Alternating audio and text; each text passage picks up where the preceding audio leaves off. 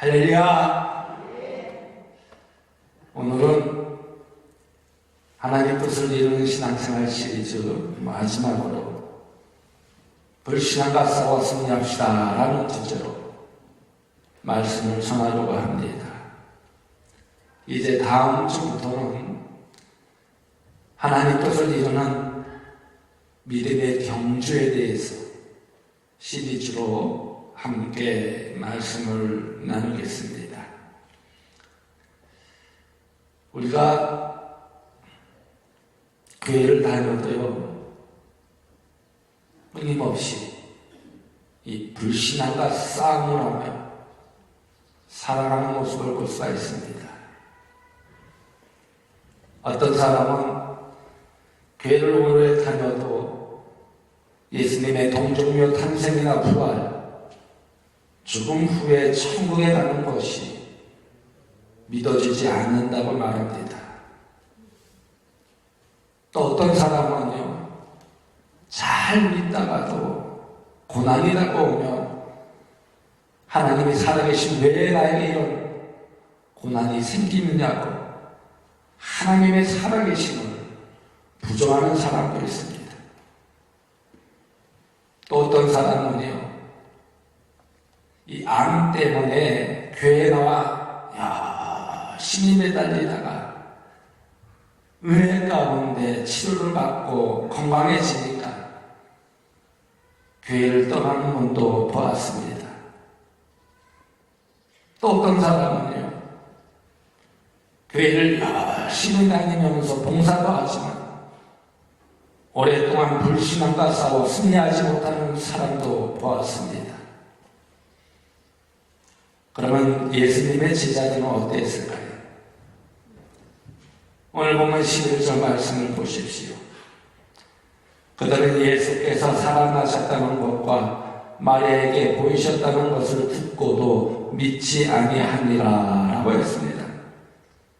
이 말씀은 마리아가 예수님이 살아나셨다고 슬퍼하는 제자들에게 부활의 소식을 전했습니다. 그때 그 소식을 듣고 제자들은 믿었을까요? 믿지 않았을까요? 믿지 않았습니다. 예수님은 믿지 않고 시골로 가는 제자들에게 나타나 부활하신 사실을 알려주었습니다. 그래서 그 두 사람이 남은 제자들에게 달려가서 예수님의 부활 소식을 알려주었습니다. 그때도 제자들이 믿었을까요? 믿지 않았을까요? 오늘 보면 13절의 말씀을 보면요, 역시 믿지 않았습니다. 그러면 왜 제자들은 믿지 않았을까요? 불신앙과 싸워 실패했을까요? 누가복음 24장 11절 말씀을 보면 사도들은 그들의 말이 허탄한 듯이 들려 믿지 아니하나라고 기록하고 있습니다. 여기서 허탄하다라는 말은요, 어처구니 없다라는 말로서 더 심하게 말하면 부지가 없는 헛소리라는 것입니다. 그들은 부지가 없는 헛소리로 들렸다는 것입니다. 그러면 주는 그리스도시요 살아계신 하나님의 아들이라고 고백한 베드로는 어떻게 했을까요? 베드로는 홀로 용감하게 무덤에 갔습니다. 누가복음 24장 12절 말씀에 보면 베드로는 일어나 무덤에 달려가서 구부려 들여다보니 세마포만 보이는지라 그대 일을 놀랍게 여기며 집으로 돌아가니라 하고 했습니다. 이 말씀은 베드로가 무덤에 가서 보니 예수님의 시체가 없자 이상하게 신기하게 여기고 집으로 돌아갔다는 것입니다. 다시 말해서 이 베드로도요, 믿지 않았습니다. 오늘날에도 교회를 다니면서도 이런 사람들이 있습니다. 많이 배웠다는 지식인들 가운데도 예수님의 동정녀 탄생이나 부활을 믿는다고 하면 정말 믿느냐고 의아해하는 사람들이 참으로 많습니다. 교회를 20년 다녔는데 하나님이 계시는지, 예수님이 부활하셨는지, 죽은 후에 정말 천국에 가는지, 예수님을 안 믿으면 지옥에 가는지, 정말 내 죄가 다 용서받았는지 늘 의심하며 사는 사람들이 있습니다. 왜 그럴까요? 제자들처럼 허탄한 이야기라는 것입니다. 실제 경험하지 않고 어떻게 믿느냐는 것입니다. 그리고 과학적으로 어떻게 증명할 수 있느냐는 것입니다. 이것은 이성과 경험에 위배되며 합리적이지 않다라는 것입니다. 이사야 45장 7절의 말씀을 보면요, 나는 빛도 짓고 어둠도 창조하며 나는 평안도 짓고 환난도 창조하나니 나는 여호와라 이 모든 일들을 행하는 자니라 하였노라 라고 했습니다. 여기서 분명하게 하나님은 태초부터 계셨고 그 하나님이 물질과 인간을 만들었다고 말씀하시고 있습니다. 이것은요, 과학과 비과학의 문제가 아니라는 것입니다. 이성과 비이성의 문제가 아니라는 것입니다. 논리와 비논리의 문제가 아니라는 것입니다. 합리와 비합리의 문제가 아니라는 것입니다. 바로 이것은 믿음의 문제입니다. 믿지 않으려고 하기 때문에 믿지 않는 것입니다. 믿는 것이 자신에게 손해라고 생각하기 때문에 믿지 않는 것입니다. 여러분, 우리가 어떤 사실을 믿지 못할 때는 보지 못해서 믿지 못하는 것일까요? 우리가 정직하게 우리 자신을 살펴보면 보지 않고 믿는 것이 보고 믿는 것보다 더 많은 모습을 볼 수 있습니다. 한 예를 들까요? 징조 할아버지가 계시는 여러분 믿습니까? 징조 할아버지가 계시는 여러분 믿어요? 여러분들의 징조 할아버지가 있을까요? 없을까요? 있을까요? 없을까요? 있죠? 근데 그 징조 할아버지를 봤어요? 못 봤어요? 못 봤어요. 보지 않고 믿는 거잖아요.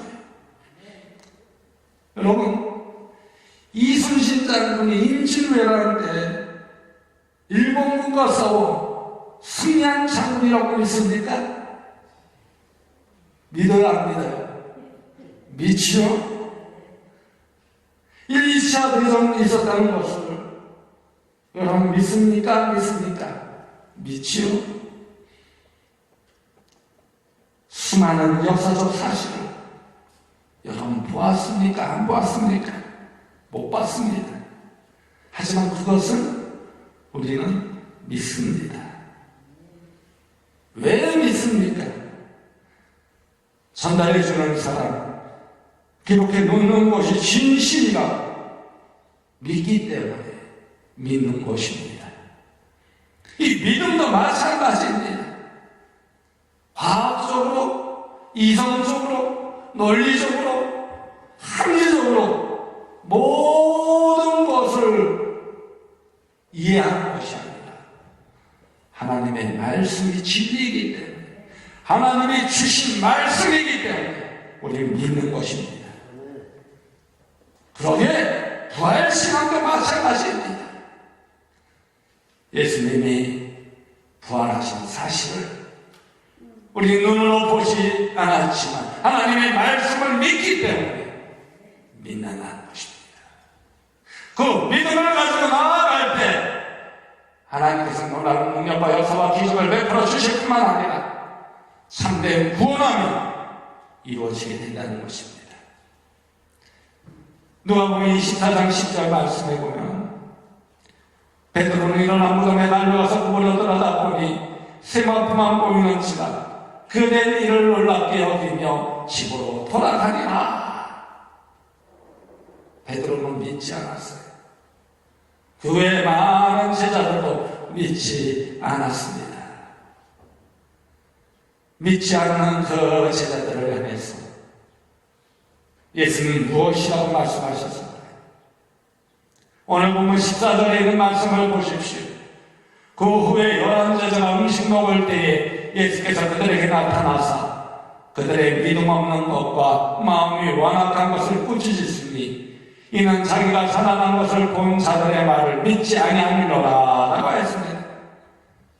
여기서 예수님은 그들의 믿음 없는 것과 마음이 완악함을 책망하는 모습을 볼 수 있습니다. 믿음이 없는 것은 믿음이 형성되지 않은 걸 말씀하고 있는 것입니다. 이 말씀은요, 믿음을 전국적으로 거부하거나 배척할 때 사용하는 용어입니다. 완악함은 확실한 증거를 거절하는 것이 완악함입니다. 제자들은 부활을 받아들이지 못하도록 단단히 그 마음이 굳어져 있었다는 것입니다. 부활을 믿지 못하는 제자들에게 하나님은 이 여인들에게 천사를 통해서 무슨 말씀을 하셨습니까? 오늘 본문의 앞절 7절에 있는 말씀을 보면요, 가서 그의 제자들과 베드로에게 이르기를 예수께서 너희보다 먼저 갈릴리로 가시나니 전에 너희에게 말씀하신 대로 너희가 거기서 배우리라 하라 하는지라 라고 했습니다. 이 말씀은 베드로와 제자들에게 말하라는 것입니다. 무엇을 말하라는 것일까요? 전에 너희에게 말씀하신 대로 너희가 갈릴리에서 부활하신 주님을 뵙게 될 것이라는 것입니다. 이 말씀은 무슨 말씀일까요? 말씀대로 부활하셨으니 말씀을 믿고 부활신앙을 가지고 슬퍼하지 말고 놀라지 말고 너희가 갈릴리로 가라는 것입니다. 부활하신 예수님을 만나실 소망을 가지고 갈릴리로 가라는 것입니다. 마태복음 26장 32절 말씀에 예수님은 제자들에게 이렇게 가르치셨습니다. 그러나 내가 살아난 후에 너희보다 먼저 갈릴리로 가리라. 그리고 요한복음 11장 25절에서 26절 말씀에 예수께서 이르시되 나는 부활이요 생명이니 나를 믿는 자는 죽어도 살겠고 무릇 살아서 나를 믿는 자는 영원히 죽지 아니하리니 이것을 내가 믿느냐라고 했습니다. 또 마가복음 8장 31절 말씀에 인자가 많은 고난을 받고 장로들과 대제사장들과 서기관들에게 버림받아 죽음을 당하고 사흘 만에 살아내야 할 것을 비로소 그들에게 가르치시되 라고 했습니다. 이처럼 예수님은 여러 차례 부활에 대해 말씀하여 주셨습니다. 그런데 이 말씀을 믿지 않았다는 것입니다.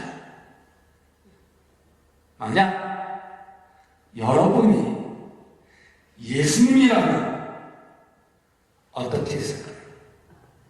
그 마음이 어떨까요?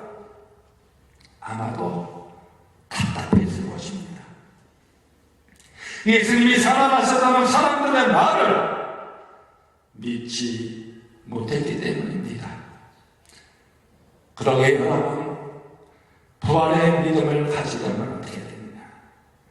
말씀을 믿어야 된다는 거예요. 하나님이 주신 말씀을 믿어야 된다는 것입니다.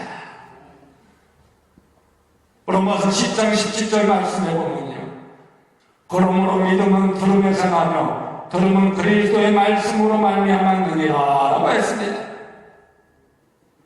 예수님의 부활 사건도 마찬가지입니다. 역사 속에 일어난 사건이기 때문에 과학적으로 증명할 수 있는 문제가 아니고 기록을 진실로 받아들이느냐 받아들이지 않느냐의 문제라는 것입니다. 여러분, 예수님의 부활에 대한 수많은 증거들이 있어요. 많은 사람들이 증거들이 없어서 믿지 못하는 것이 아니라는 것입니다. 하나님의 말씀을 믿지 않았기 때문에 믿지 못하는 것입니다.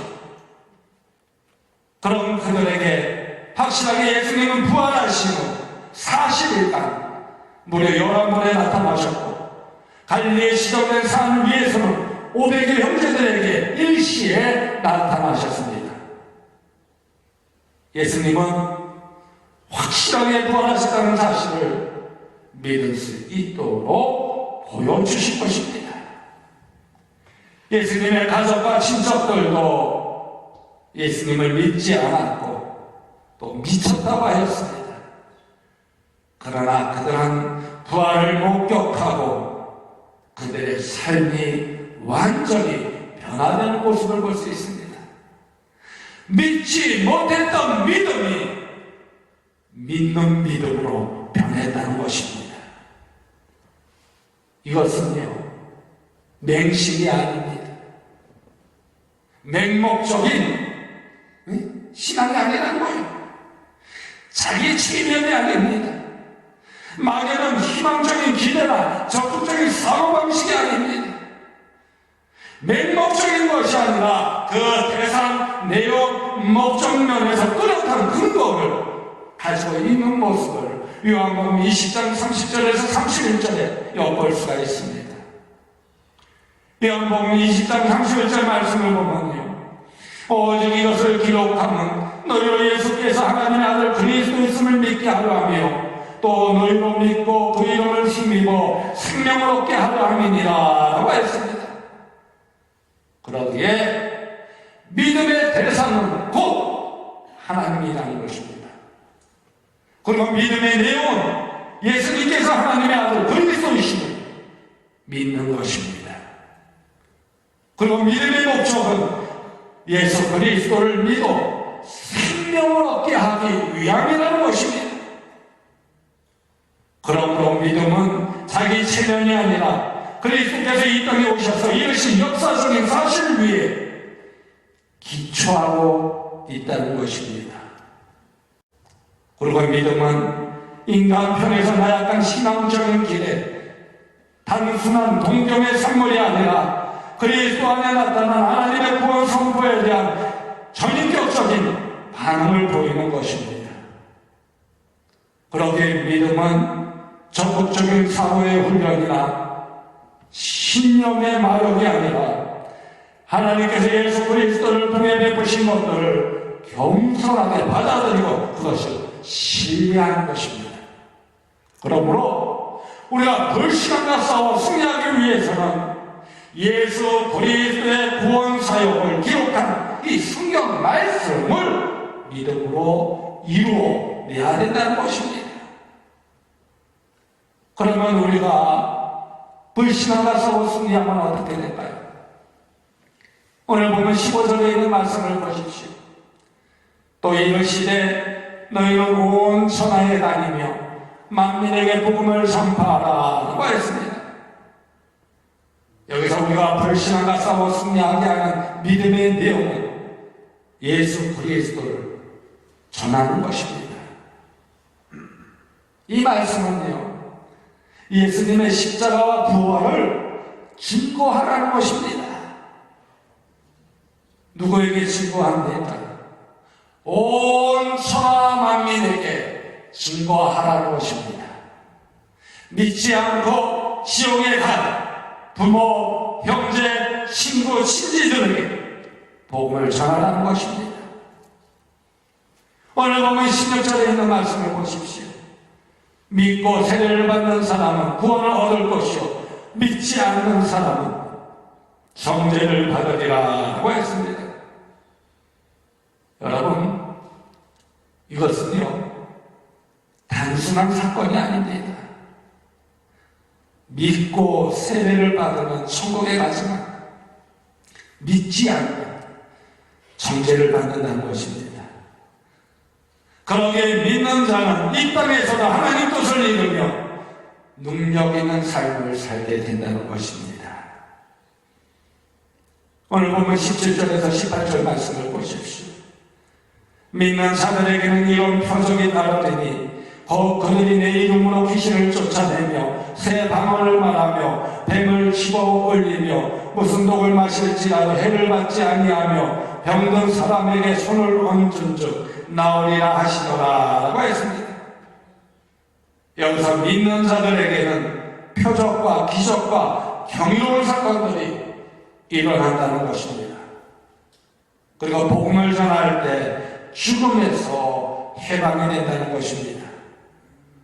그리고 죄의식으로부터 완전히 자유를 누리게 된다는 것입니다.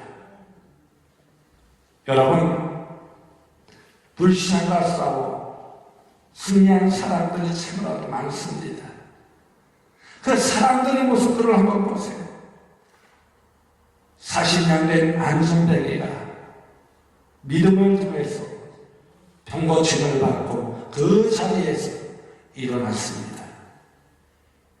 8년 동안 중풍병으로 고생하고 있던 애니아가 믿음을 통해서 고침을 받았습니다. 평생 성행과 구제를 하다 병들어 죽은 다비다가 믿음을 통해서 살아나셨습니다.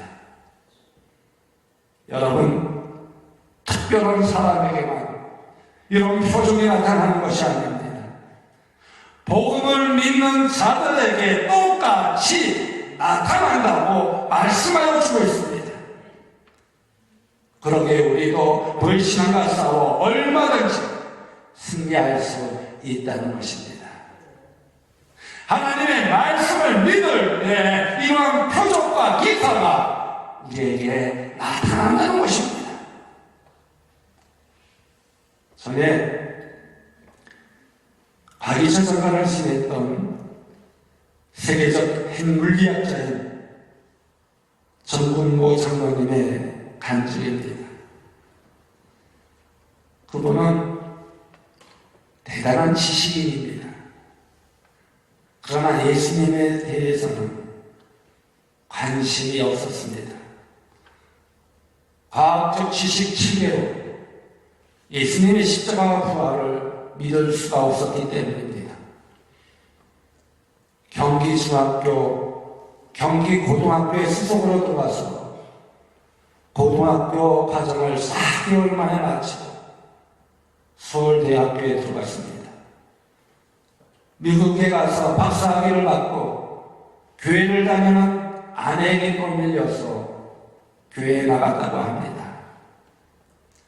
하지만 하나님이 살아계시다는 확신이 없었고 하나님의 존재를 무엇으로 증명할 수 있을까? 이 거대한 우주 자체가 곧 하나님이다라고 믿었다고 합니다. 그런데 이 10살 된 아들에게 만성 신장염이라는 증세가 나타났습니다. 그래서 한 번에 4시간이 소요되는 투석 치료를 받아야만 했습니다. 그래서 아들은 학교 생활을 포기해야만 했습니다. 그리고 아들은 2번이나 자살을 기도하기로 하였습니다. 그러던 가운데 교회에서 4일간 부흥회가 열렸습니다. 강사 목사님께서 말씀을 전하는데 그 말씀을 듣는 중에 이 전군모 목사님의 눈물샘이 터지기 시작했습니다. 그 가운데 3일 동안 철학기도를 하면서 하나님께 생명을 연장해 달라고 간절히 기도했다고 합니다. 그때 장로님은 다른 기독교인들처럼 성령 체험이라는 것을 해보고 싶었습니다. 에베소서 2장 1절 말씀해 보면 그는 허물과 죄로 죽었던 너희를 살리셨도다 라는 말씀을 들을 때 이 말씀 한 구절 한 구절이 예리한 비수처럼 이 전군모 박사님의 가슴을 파고들기 시작하였습니다. 이 예리한 말씀들은 눈물샘을 파고들어 끊임없이 눈물을 쏟아냈다고 합니다. 그래서 전군모 박사님은 통곡하면서 누가 보든 안 보든 그냥 아랑곳 하지 않고 울었다고 합니다. 체면이나 지위도 아랑곳 없이 앙 소리내어 울었다고 합니다. 그날이 바로 1982년 3월 14일이었습니다.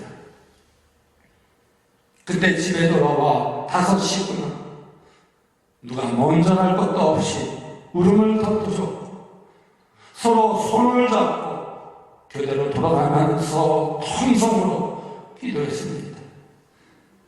그때부터 장로님의 가정과 부부에게 있어서 신앙생활은 치대의 기쁨이었고 믿음 좋은 신앙인들과의 교제는 커다란 즐거움이었다고 합니다. 그 후 아들은 건강을 되찾게 되었고 지금은 결혼도 하여서 자신감 넘치는 신앙생활을 하고 있다는 것입니다. 이 정동모 장로님은요, 나는 위대한 과학자보다 신실한 크리스천이고 싶다라는 책을 폈는데 그 책 속에 이렇게 고백하고 있습니다. 신을 과학적으로 증명할 수 있다면 그것은 벌써 신이 아니다. 인간이 모든 것을 정복한다 할지라도 하나님의 영역을 침범할 수는 없다. 어찌 과학적으로 하나님을 증명할 수 있단 말인가? 그럼에도 불구하고 나는 분명하게 말할 수 있다. 나는 하나님을 믿는다. 내 삶을 통해 끊임없이 사랑을 베풀어 주셨던 하나님, 세미한 음성으로 때로는 위로해 주셨고 때로는 나아갈 길을 인도해 주던 그 하나님을 믿는다.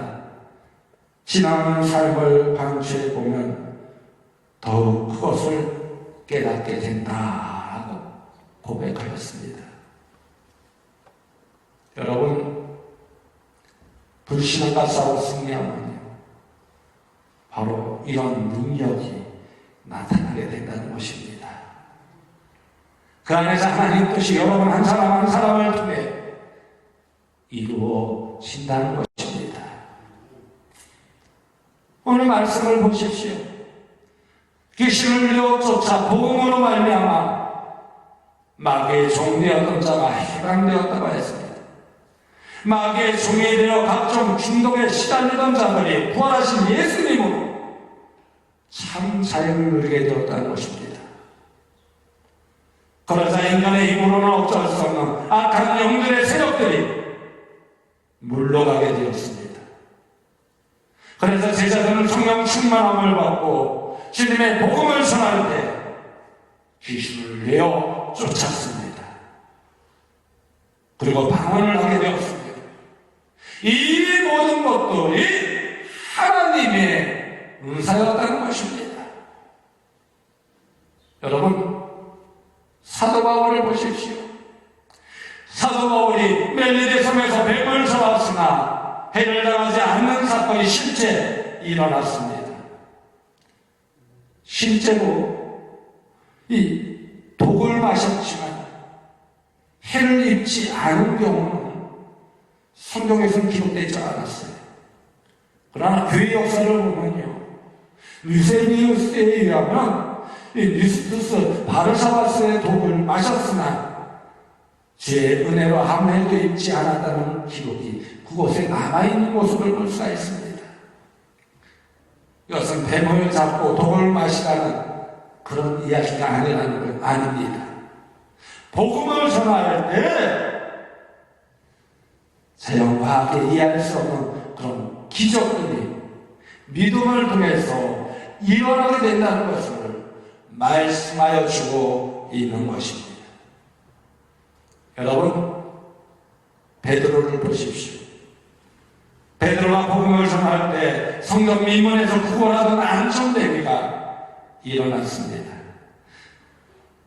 이것이 무엇으로 가능했을까요? 바로 믿음이라는 것입니다. 하나님의 말씀을 믿었기 때문이라는 것입니다. 이 사람은요, 40년 동안 한 번도 일어나지 못한 사람입니다. 그러나 하나님의 말씀을 믿으니까, 믿음을 가지니까 놀라운 기적이 일어나더라는 것입니다. 이 일로 인해서 어떤 일이 벌어졌습니까? 베드로는 위협과 핍박을 받게 되었습니다.